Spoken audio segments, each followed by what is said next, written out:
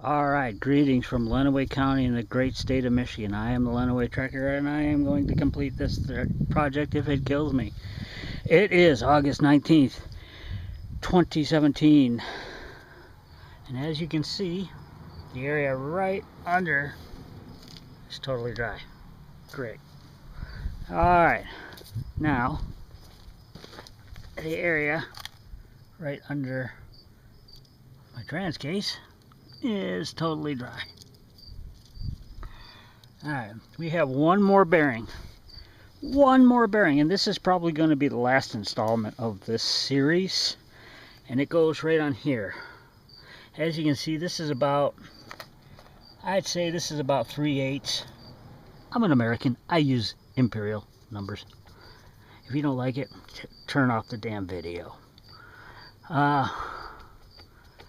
But yeah, it's about 3/8 here, and I got something, and that goes onto the cover.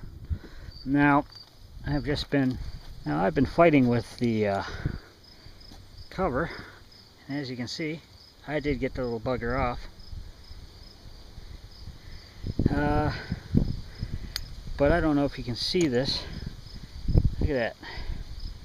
That little opening there is about, I'd say that little opening is probably about 1/2 inch in diameter. Now let me get the bearing puller out of there, and I'll show you what I'm talking about here. All right, there you go. One bearing. I don't know if you can see that properly, but that diameter is like hell. I can show you. Hang on a sec. That's the drive shaft going into the transmission. Here's the bearing that sits on the cover. Now, get down here.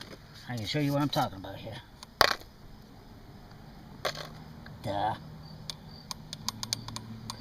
Slight disparity, don't you think?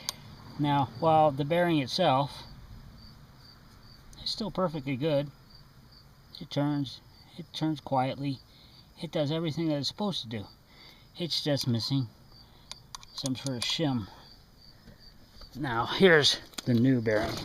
As you can see, we have a brass fitting on the inside of the bearing, and that fits right on there, like so.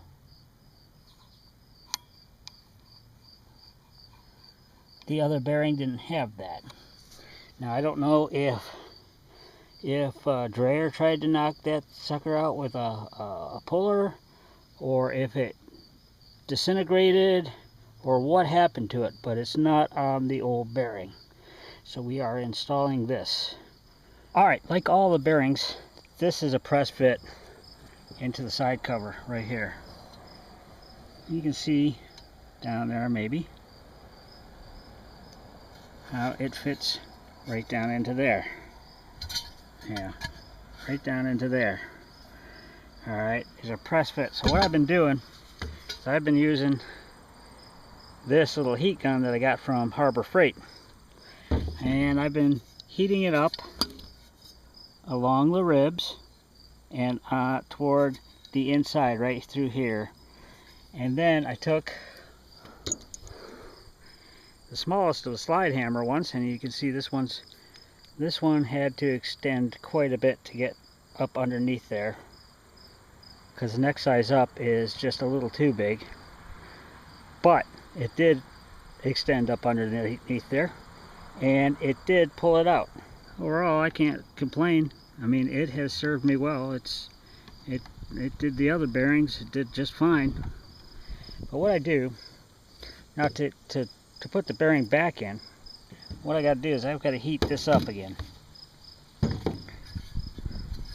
I'm going to heat this up with that heat gun, and I'm going to take this bearing, this new bearing, and install it with the CM21V46 Taiwan. Yeah, of course. I'm going to install this with the numbers up and push it in. But what I got to do is I got to put this back in the freezer for maybe an hour or so, let it chill down while I heat this up. The idea there is this will expand, this will contract, and hopefully it'll just drop into place, and when that contracts back down and this expands back up, it'll just be perfectly in place. But let's face it, that's not how life actually works. I'm going to have to drive it, so I'm going to have to go find my drivers again. Alright, here we go.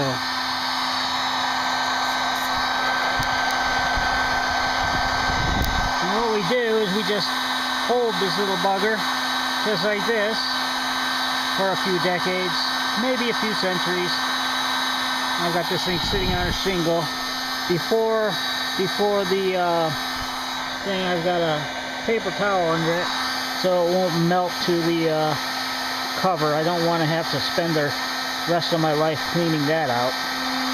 And I know this is so incredibly exciting to watch this case warm up. You see the orange color from the heat elements. Yes, it's getting there. But what I'm going to do is I'm just going to shut this down. I'm going to keep heating this up for the next couple of 10-15 minutes, and then what I'm going to do is I'm going to go grab the bearing and drop it into place. Oh, there you go. The seal, a little blue seal around it, kind of took a bit of a pounding, and the heat didn't help it at all. But it's in. I really mangled that. I mean, I heated the big GBs out of it, so okay. Oh gee, look at there. That's the old one, and that looks like it's in pretty good condition. So let's just pop that little bugger right down into place.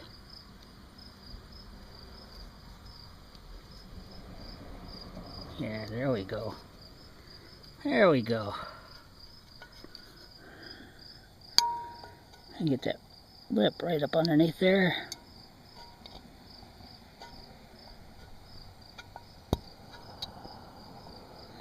There you go. Yeah, it looks old, but I didn't do the new bearing any favors like this. Plus, I don't want the grease. I don't know if you can see it in there. Well, there is grease in there. Don't put it there. There is grease in there. I don't want that slung around inside all over the belt and everything, so I gotta have a seal on that.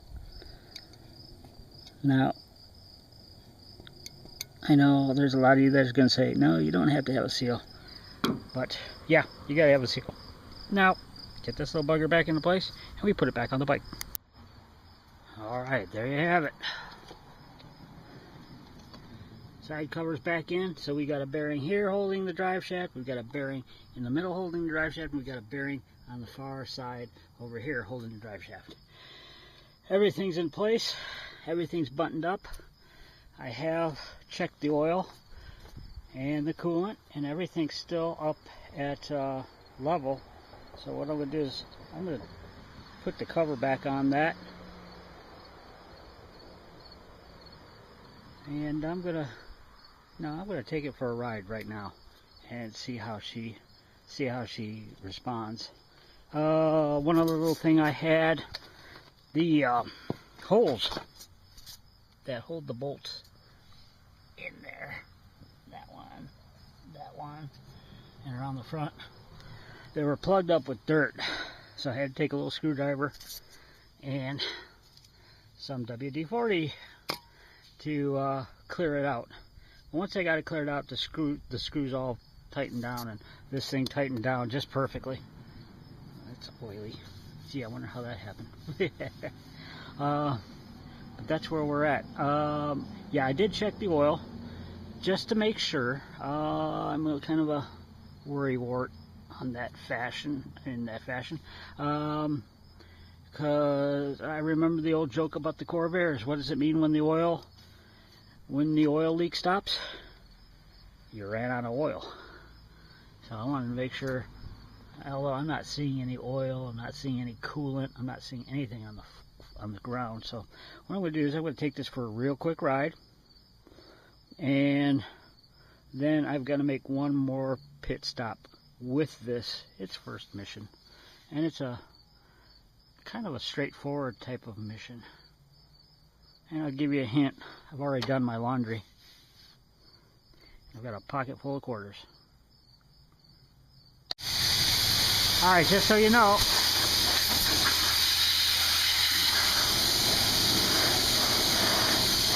where she was sitting on top of the battery, she's going to get this shit cleaned out of her. And she's already looking much, much better.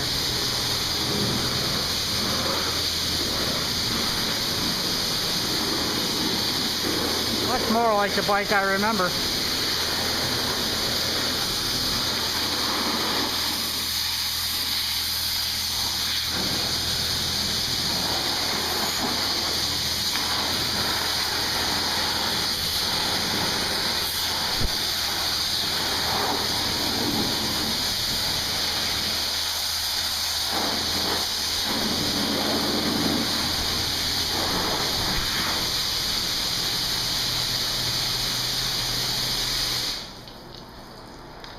Nice. Now, doesn't that look so much better? Of course,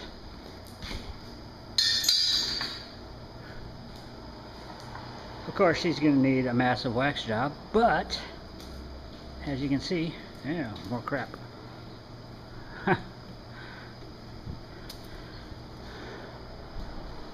As you can see, it's actually, front end came out a whole lot better than I thought it would. Yeah. So you got the top, got the front where it was all cruddy, and now you can see it's all cleaned off. It needs wax. I don't care what anybody says, it needs wax. But there you go. The rest of it's piddly stuff. I need the adapter to hook up the other side mirror, which is lost. I need the shroud to put over this, and I need to line this one up with the hole down here because I've only got one bolt holding it on, because this is actually broken right here. But I got no radiator leaks, and right now I'm thinking what she needs the most is to go stretch her legs. So officially, as of now, Challenger is back on the active list, and I'll see all you guys in September down in Eureka Springs. Runaway Trekker out.